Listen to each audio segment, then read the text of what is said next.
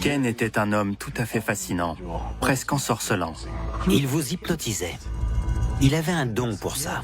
Mais au bout d'un moment, on a commencé à avoir des doutes à son sujet. Il était véreux. Vu ce que j'ai appris, jamais je n'aurais fait affaire avec lui. C'était un type à éviter. En à peine quelques semaines, la situation a commencé à dégénérer et à devenir incontrôlable. Il avait une arme dans une main et son téléphone dans l'autre.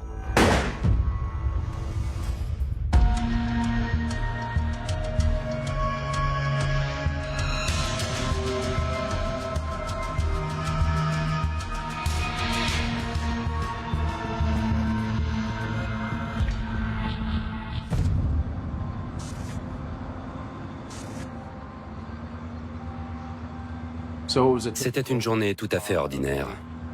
J'avais une nouvelle recrue à mes côtés et on était parti patrouiller. Dans ce genre de cas de figure, on fait faire un tour de la ville à la nouvelle recrue pour lui montrer un peu comment s'agence l'agglomération. Mostly quiet here. House prices are out of control. Calling all units, possible 1032. Caller claims to have shot someone 5 times. It's probably nothing. 9 times out of 10 is just some gangster.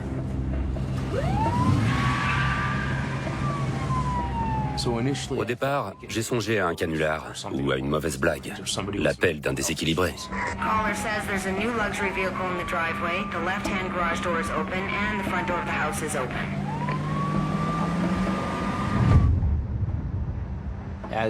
Mais au fur et à mesure que la personne au bout du fil fournissait des informations au sujet de la scène de crime, j'ai fini par comprendre qu'hélas, tout cela semblait tout à fait plausible. He says the body will be just beyond the front door. There might be more than one victim. J'ai rapidement compris qu'il s'agissait d'un homicide. You going in? Stay in the car.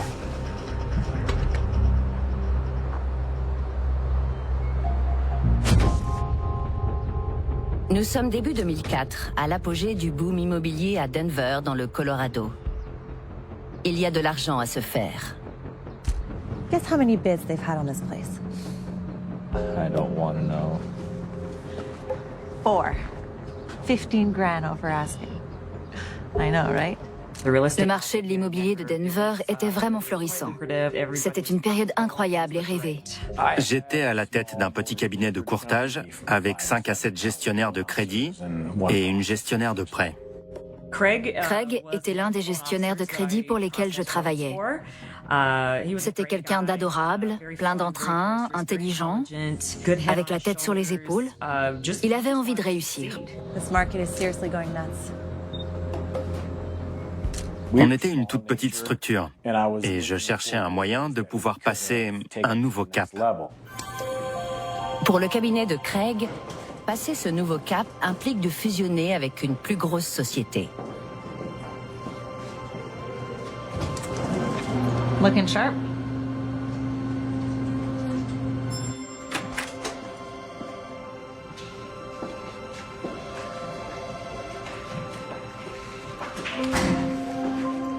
Craig Hack. Jenna Sapp. Here to meet Ken Germain. Yep. I'll be right there. Ken Germain est un nouveau venu sur le marché du courtage hypothécaire de Denver, mais sa réputation le précède. Mr. Hack, I presume. And Ms. Sapp. Hack and Sapp. Really? Come right this way. You know, I have a cousin who lives in Hackensack. Oh. I used to get that all the time, I'm sure. Ken Germain avait déjà fait beaucoup parler de lui. Il était apparu dans plusieurs émissions télévisées économiques. Il était diplômé de l'Université de Columbia. Un homme chaleureux, fiable, prêt à tout pour aider les autres. Ken était un homme brillant qui avait fait ses armes à Wall Street. C'était un homme d'expérience qui venait de prendre la tête de cette société et qui avait l'intention de se lancer dans des opérations financières de courtage hypothécaire. We can do great things together. The Denver market is ripe. You ever been to Jersey? Je le considérais comme un homme doté de nombreux contacts, qui connaissait des tas de gens influents et qui avait beaucoup d'argent à investir dans cette affaire. Well, that's exactly what we want to capitalize on. See, we were thinking fix and flips. If you come on board at EQ, we can do better than that. See, we don't have to sell the homes, we can rent them. C'était simple comme bonjour. Et Ken nous expliquait ça en des termes extrêmement élémentaires. On va acheter des résidences en guise de placement et on va les retaper. On a des tas d'investisseurs prêts à mettre de l'argent dans ces maisons que l'on mettra en location. Et ces biens seront loués à des personnes qui ont un projet d'achat. So you're saying we're gonna make a bundle? Not just a whack of cash. Il voulait venir en aide aux personnes qui n'avaient pas forcément les meilleures capacités d'emprunt. It's about EQ. Son grand truc à l'époque, c'était le quotient émotionnel. It's a groundbreaking new concept, not IQ, EQ, emotional intelligence. You see, through helping others, we in turn profit. Il ne s'agissait pas seulement de se faire de l'argent, mais aussi de venir en aide aux personnes qui souhaitaient connaître le rêve américain, accéder à la propriété. Et pour Ken, c'était aussi ça l'objectif. J'essaie toujours de séparer les sentiments et le travail. Et je me demandais donc franchement comment on pourrait appliquer ça au monde des affaires si on mettait l'accent sur nos émotions ou qu'on se laissait aller au sentimentalisme. Je ne voyais pas comment ça pouvait fonctionner. Mais en même temps, il faut bien avouer qu'il savait séduire son auditoire et qu'il se montrait toujours extrêmement convaincant. Il voulait aider les gens à avoir une vie plus confortable. Et ses intentions n'étaient pas seulement d'aider ces gens-là à s'en sortir, mais aussi de faciliter la vie de ses collaborateurs. So? I guess we're in. A rising tide lifts all boats. That is emotional intelligence. Je me disais que cet homme-là avait déjà fait ses preuves avec de nombreuses autres sociétés et qu'il pouvait nous aider à connaître un succès sans précédent. L'arme secrète de Ken pour atteindre le succès, c'est un ancien collègue de Wall Street du nom de Colin Collia. So then he says, well, that's why they call it a dodge. Hey. Craig, Jenna, I'd like to introduce you to my main man, Colin Collia. Pleasure, thank you. Hi. Colin et Ken étaient de très bons amis. Ils s'étaient connus dans les années 80 sur les marchés boursiers de New York. On peut dire que Colin était plus ou moins le bras droit de Ken. Nice spot. Ken était son meilleur ami. Pour Colin, Ken était un peu comme un frère. Oh. Well, for your sake, it's on him, huh? It's my pleasure. Colin était un homme extrêmement intelligent qui s'exprimait avec beaucoup de raffinement. Colin avait été capitaine dans la US Air Force et il avait accès à des renseignements top secrets. Il dirigeait une équipe de 15 personnes et il détenait les codes de 50 missiles balistiques. Après sa carrière militaire, il a été conseiller dans plusieurs banques et dans diverses grandes entreprises. C'était vraiment une personne de confiance. Il faisait rire tout le monde. C'était une de ses grandes qualités. Il ne se prenait jamais au sérieux. Are you two together? No. Just Colin. Huh. Okay. Well, here. Cheers to EQ. EQ. Cheers.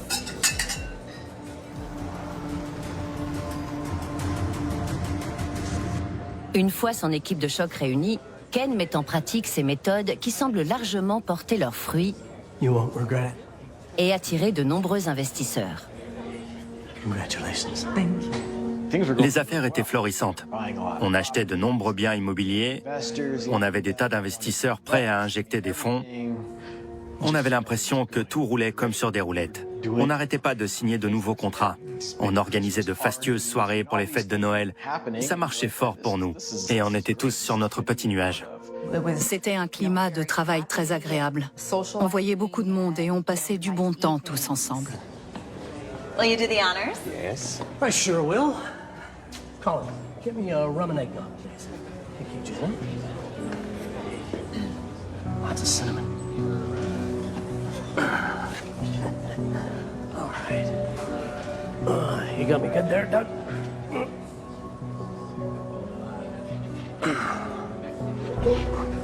Merry Christmas! And a profitable New Year! Ken se montrait franchement désagréable envers Colin, et ce, devant tous les employés de l'entreprise. C'était très gênant. Il avait tendance à se moquer de Colin devant tout le monde, comme s'il voulait le rabaisser, le dénigrer.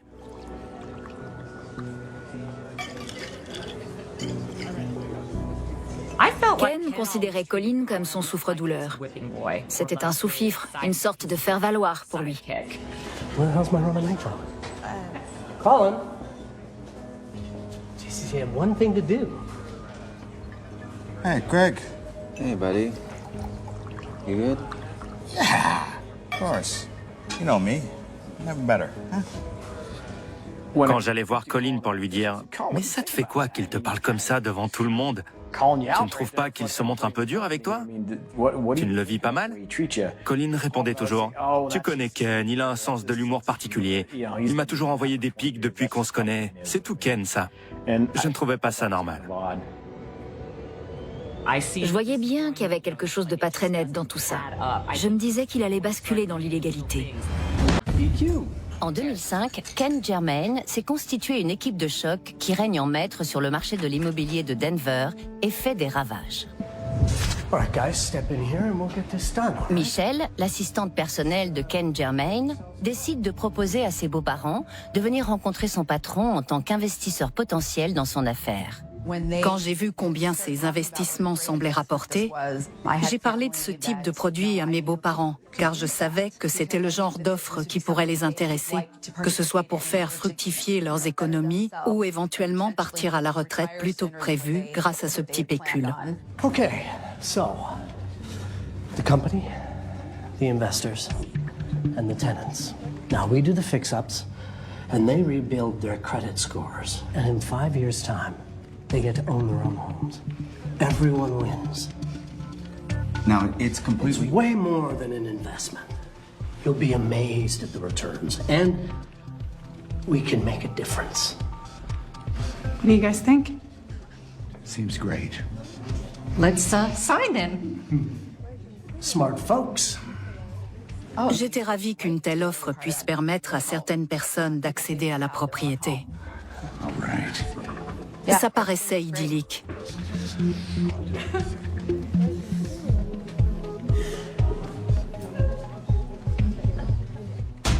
Mais 6 mois après leur arrivée dans la société EQ, Jenna et Craig commencent à avoir des doutes. Ken évitait tout contact. Il ne répondait quasiment jamais au téléphone. Si on demandait à le voir, il disait qu'il était trop occupé pour recevoir quiconque.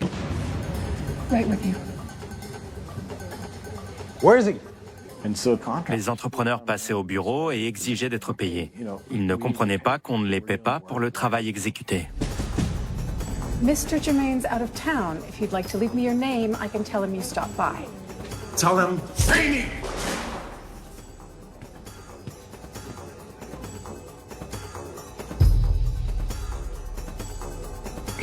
Il racontait sans cesse qu'il allait faire entrer du capital. Mais au bout de 6 ou 7 mois, on ne voyait toujours rien arriver. Alors je me demandais où était passé l'argent.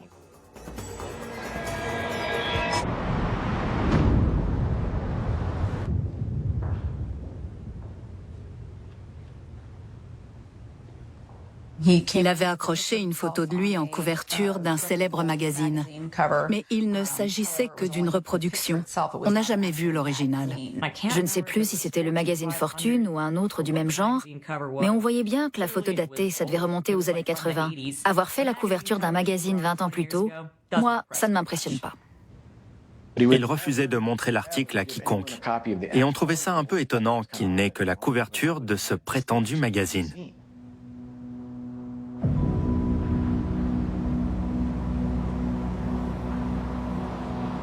Mais il n'y a pas que le magazine qui semble l'œuvre d'un imposteur. J'ai toujours trouvé étonnant que les investisseurs ne demandent jamais à aller voir les biens qu'ils achetaient. Mais Ken arrivait à les persuader qu'ils savaient ce qu'il leur fallait. L'une des investisseuses a cherché à en savoir davantage parce qu'elle y avait laissé toutes ses économies. Elle avait acheté nombre de ses maisons.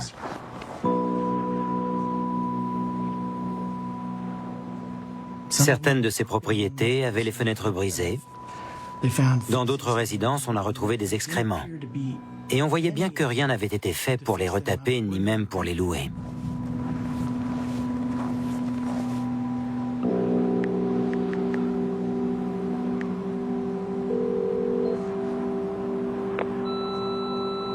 Ken, this is Joanna.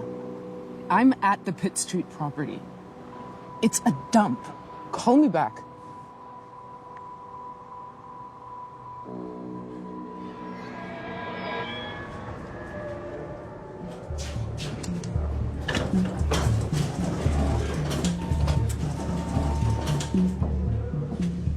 Hi, Ken. Une de nos investisseuses était très déçue par ce qu'elle avait pu voir. Joanna, I am a moving target, aren't I? I've been so busy, but you know, I always have time for you. Going down? On voyait bien qu'elle était contrariée et dépitée. Mais Ken était un homme tout à fait fascinant, presque ensorcelant. Ken débarquait et embobinait tout le monde. Il avait l'air de prendre nos problèmes à cœur. Ken était tellement captivant que d'après l'une de ses victimes, on avait l'impression qu'il vous hypnotisait. Il avait une telle emprise sur les autres qu'il aurait pu vous donner un coup de pied et vous persuader que ce n'était jamais arrivé.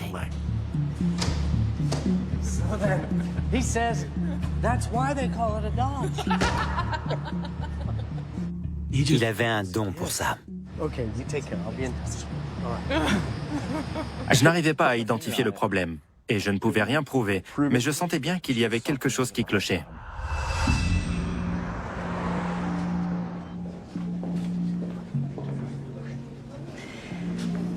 Has my invoice been approved yet? Still sitting on his desk. Sorry.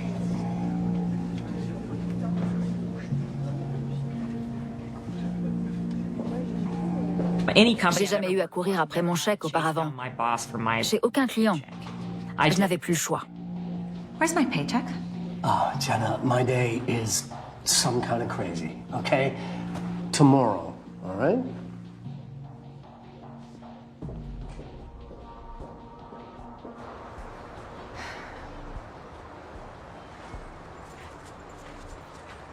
Glad you can make it.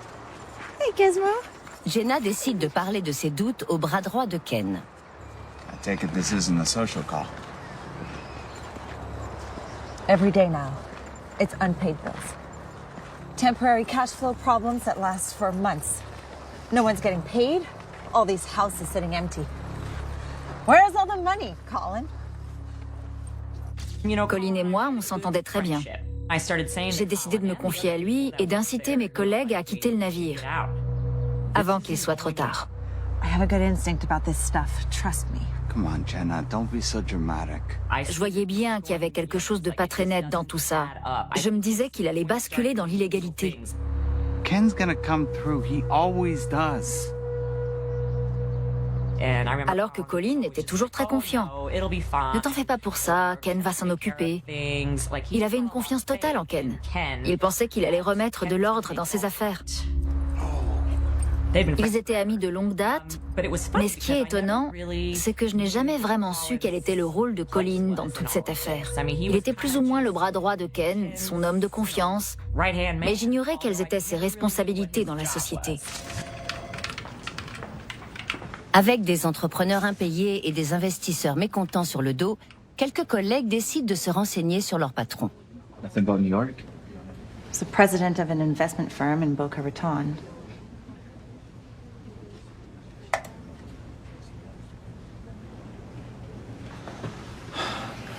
That's it? I have an idea.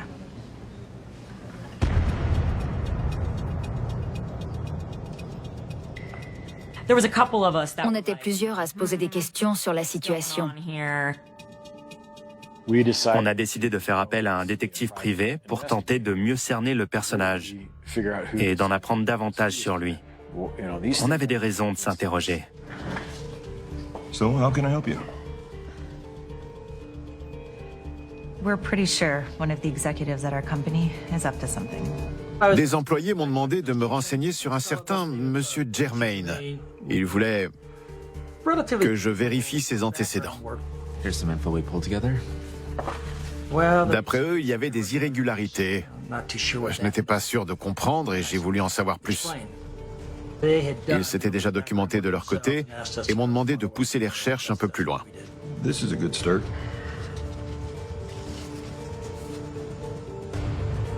Give me a couple weeks.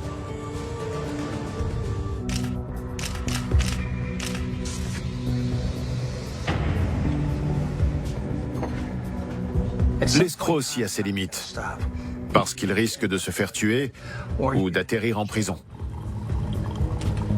Ces histoires finissent toujours mal. C'est ainsi.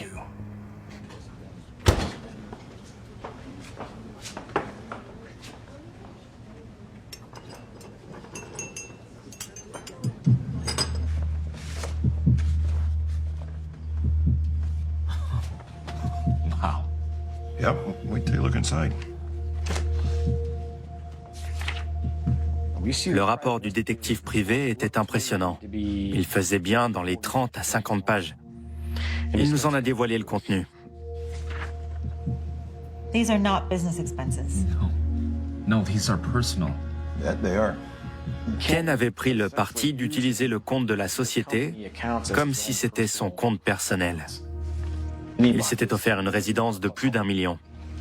Il conduisait une Volkswagen Jetta et un jour, il a débarqué avec une Mercedes classe S. Le détective nous a présenté la liste des transactions où on pouvait voir que Ken était allé acheter des tableaux, qu'il avait organisé des soirées, fait appel à un traiteur, acheté du mobilier. Ken puisait dans le compte de la société comme si c'était son propre argent. Court actions, bankruptcies, nationwide. On lui avait intenté des procès collectifs dans le Colorado. Il y avait eu des recours collectifs contre lui en Floride. Lui et son épouse avaient été déclarés plusieurs fois en faillite. Et il avait été poursuivi en justice. Alors, on n'en revenait tout simplement pas.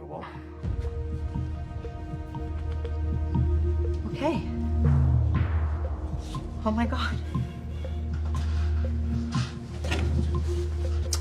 Vu ce que j'ai appris, jamais je n'aurais fait affaire avec lui.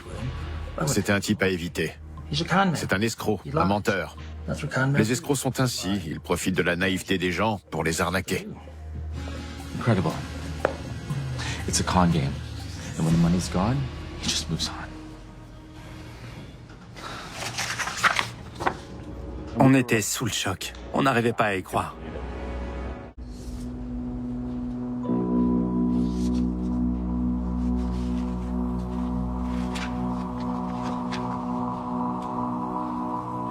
La nouvelle se répand comme une traînée de poudre.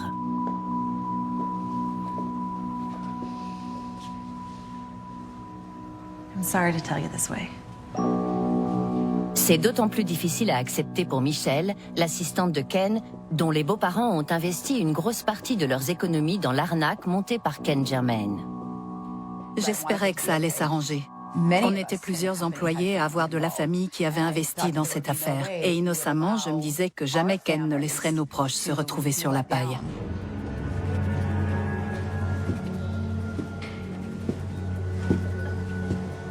Hi, ladies. What's going on? What is that? I've been telling you about. What? I'm getting out. You should protect yourself, Colin. Tous les hommes qui travaillaient avec nous refusaient d'adresser la parole à Colin. Ils pensaient que Colin était de mèche avec Ken et ils ne voulaient plus rien avoir à faire avec lui. Oh, yeah. Come on. All right.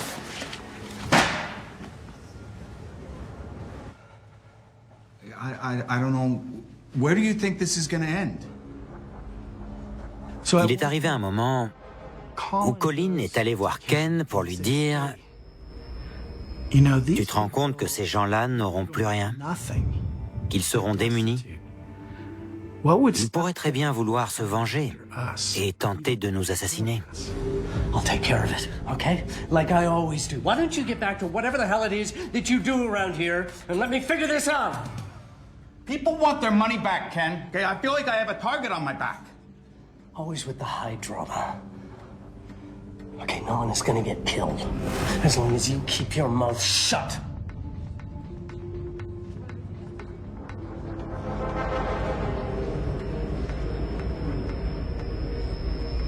J'ignore ce que Colin savait de ses manigances, mais il était forcément au courant. Hey! I'll give you 24 hours and then I want you out. It's too late, Ken. I quit. Il savait que j'étais au courant de ce qui se tramait et que c'était moi qui avais suggéré qu'on se renseigne sur ses antécédents et sur sa petite personne. Quand il l'a découvert, il a tout fait pour se débarrasser de moi et me mettre dehors. Je lui ai répondu qu'il n'avait pas à s'en faire pour ça, parce que je partais de mon propre chef.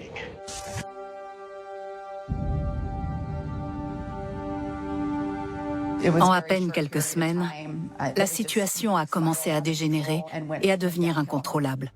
Ça a été très dur pour moi de prendre conscience de ce qui s'était passé. Je me sentais coupable. J'avais l'impression que c'était ma faute si mes beaux-parents avaient été victimes de cette arnaque et qu'ils se retrouvaient ruinés.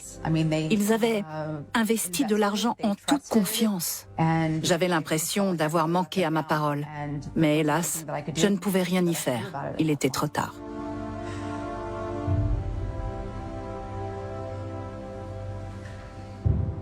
Parmi certains des clients qui avaient acheté ces maisons, il y en avait qui connaissaient de grandes difficultés financières. Ces gens-là avaient tout perdu. Ce n'était pas à prendre à la légère. Certains avaient investi et perdu toutes leurs économies. Les conséquences étaient désastreuses. En 2007, Ken a fait l'objet de 62 chefs d'accusation de fraude en lien avec ses investissements immobiliers. C'était un escroc accompli. Mais la loi n'est pas assez rapide pour rattraper Ken Germain. Quand la situation a complètement dérapé, Ken a disparu de la circulation. Et peu de temps après, j'ai appris que certains des gestionnaires de crédit qui travaillaient chez nous avaient été mis en accusation et que Ken avait été inculpé à son tour. Il n'a plus donné signe de vie et a laissé ses victimes tenter de comprendre ce qui leur était arrivé.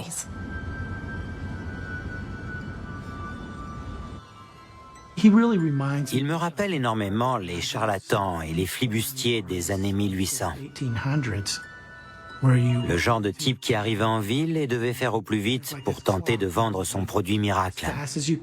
Une potion qui était censée soigner aussi bien les maladies vénériennes que les tumeurs au cerveau. Au bout d'un certain temps, s'il était démasqué, il fallait qu'il fuie la ville avant qu'il se fasse lapider. Mais aucune des charges qui pèsent contre lui ne sont retenues. Ken peut donc revenir au devant de la scène. Ces affaires sont toujours très délicates à juger. Dans notre cas, les poursuites ont été abandonnées par manque de preuves.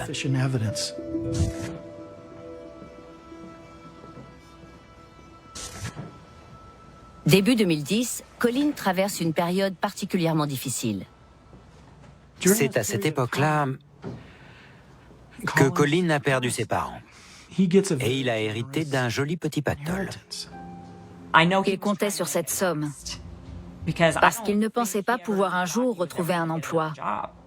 Et je dois avouer que je me demandais comment il allait s'en sortir.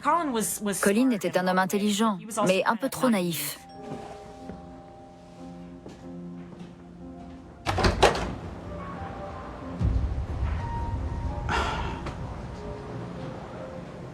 You've got real nerve showing up here, Ken. Hear me out, Colin.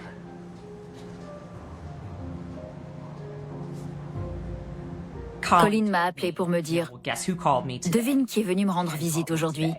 Ken est passé me voir. » Et je lui ai tout de suite répondu « J'espère que tu ne comptes pas refaire affaire avec lui. »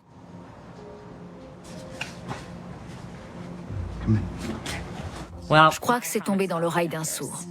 Hélas. You look good, by the way.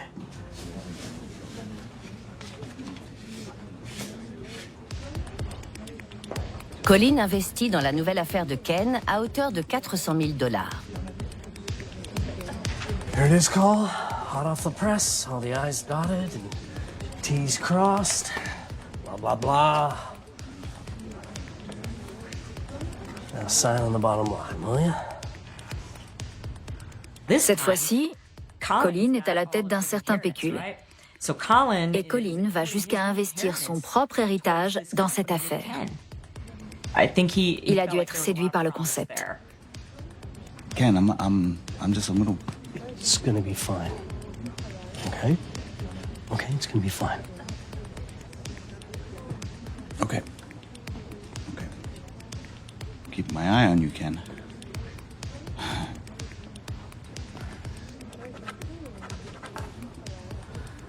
There we go. Oh boy. All right. Après toutes ces années à côtoyer Ken, Colin ne s'est jamais rendu compte de la supercherie. Ken n'avait rien d'un homme d'affaires talentueux. Pendant les 13 premiers mois, les affaires marchaient bien. Colin était payé et tout le monde recevait son chèque. Toutefois, début 2012, Ken Germain retombe dans ses bons vieux travers.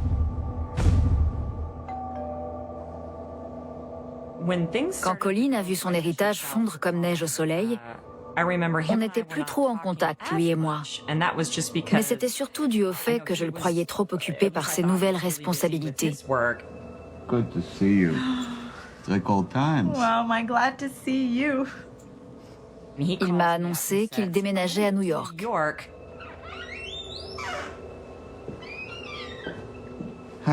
Thank you. So, you think you'd be able to take Gizmo from me? Why can't you take him with you?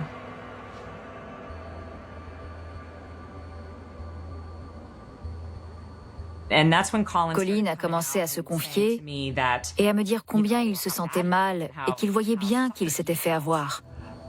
Sorry, Jenna. I'm not going to New York. I didn't want to worry you. Colin, it's okay. It's just money. No. You warned me about Ken. Il me disait que Ken n'était pas un véritable ami, qu'il n'en revenait pas de l'avoir défendu toutes ces années. But now I've got proof. Can you just take him from me, okay? Just in case something happens. It'll be fine. Il m'a mis la pression en disant « Si tu refuses de le garder, ils vont l'envoyer à la fourrière. Et je sais que c'est pas ce que tu souhaites. » Thank you.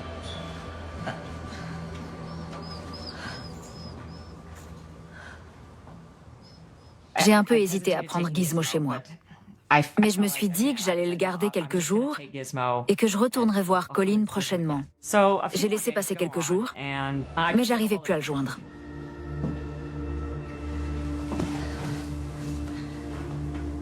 Colin, it's me again.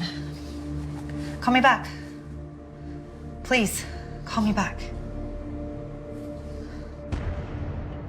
Au total, les victimes de Ken Germain ont perdu des centaines de milliers de $. Mais son bras droit, Colin Collia, vient de perdre son meilleur ami. Il avait constitué un dossier méticuleux à l'attention de la police, où il donnait tous les détails de ces détournements d'argent pratiqués par son ancien, soi-disant, meilleur ami. Il est normal que Colin se sente trahi. Ken l'avait complètement laissé en plan. Il avait pris la fuite avec l'argent de son héritage et vivait dans l'opulence dans une communauté cossue de Littleton. Colin refuse d'être le dindon de la farce. Il compte lui parler des preuves qu'il a rassemblées contre lui. Colin avait réussi à découvrir que l'argent avait été transféré dans plusieurs établissements bancaires.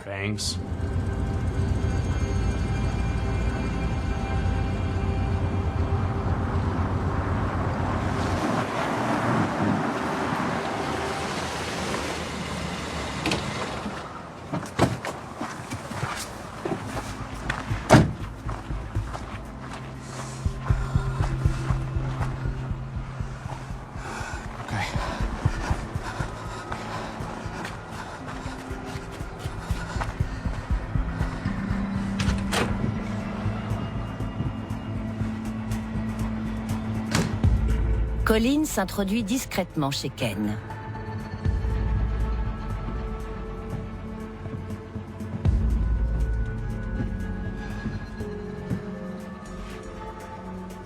Oh, Colin. Good to see you. I want my inheritance back. You know that's not gonna happen.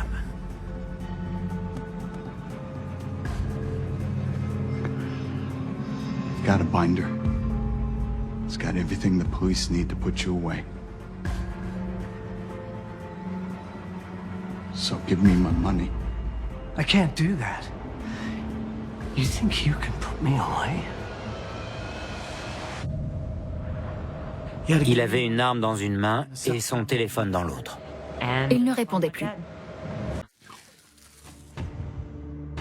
Lorsque la combine de Ken Germain est découverte, son bras droit a perdu tout son argent, son meilleur ami, et il ne voit plus d'issue.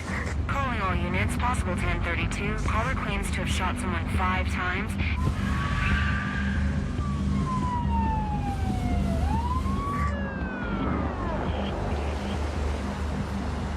He says the body will be just beyond the front door. There might be more than one victim. Mais au fur et à mesure que la personne au bout du fil fournissait des informations au sujet de la scène de crime, j'ai fini par comprendre qu'hélas, tout cela semblait tout à fait plausible. J'ai vite compris qu'il s'agissait d'un homicide.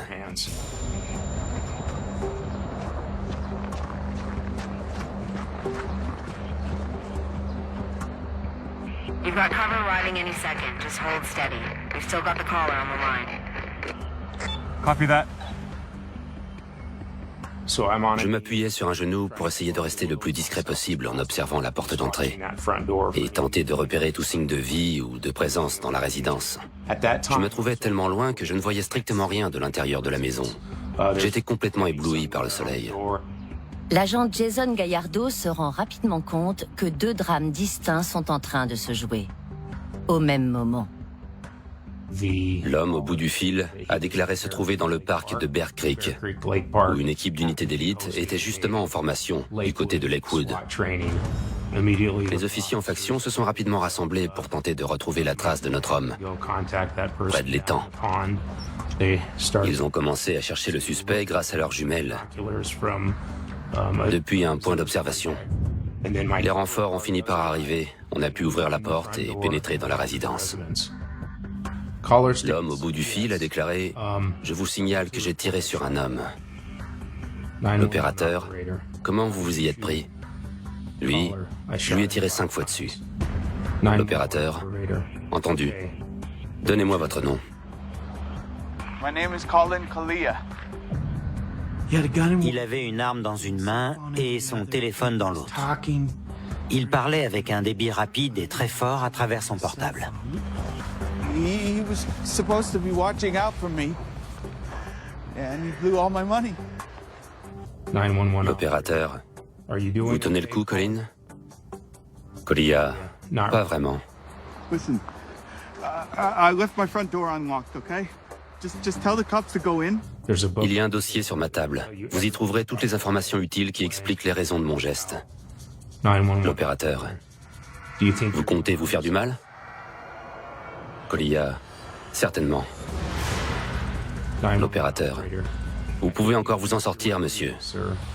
Colilla. Non, non, non, non, non. Je n'en ai pas la force.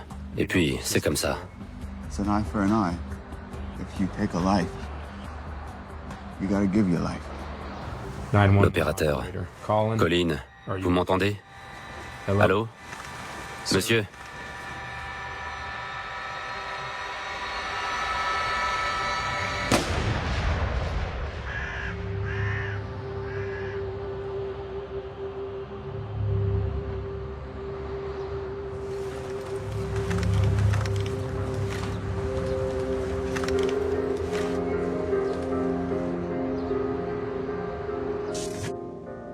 You think you can put me away? Yeah, I do. What the hell's going on, Colin? No, it's funny.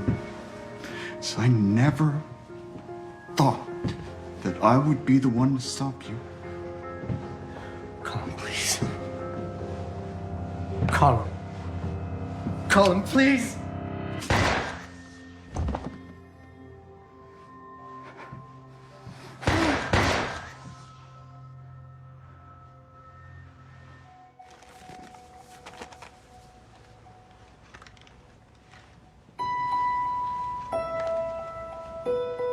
Toute cette histoire pèse tellement sur moi. Il n'y a pas un jour où je me pose pas la question de savoir si j'aurais pu faire quoi que ce soit pour sauver Colin. On me répète toujours que j'ai fait tout ce que je pouvais. Mais personne ne peut juger la situation à ma place. On ne peut pas savoir ce que ça fait de se dire qu'on aurait sûrement pu faire quelque chose.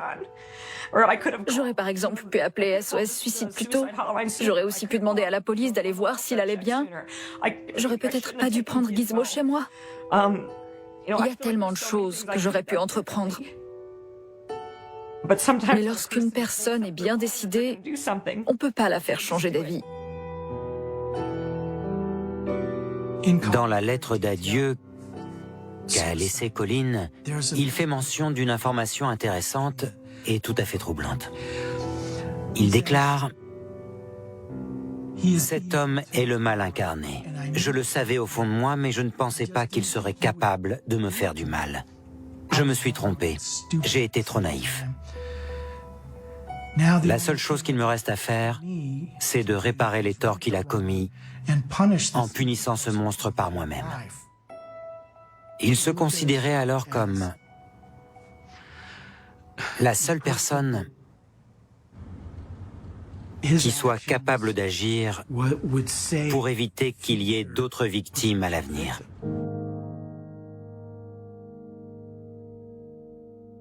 C'est vraiment triste que ça se soit terminé ainsi.